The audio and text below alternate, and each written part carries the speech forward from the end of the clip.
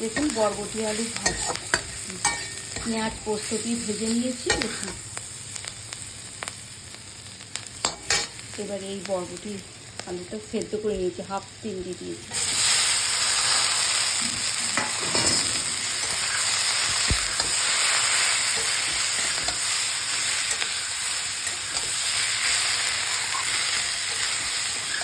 একটু জিরে কাঁচা লঙ্কা ফোড়ন দিয়েছি, তারপরে পোস্ত দিয়েছি, পেঁয়াজ দিয়েছি, হলুদ দিয়ে এবার বরবটিটাকে ভাজছি।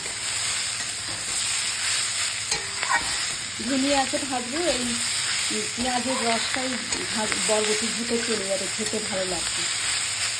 হাফ স্টিম করে নিয়েছি বলে এরকম করে বানিয়ে খাবেন বন্ধুরা, খুব ভালো লাগবে।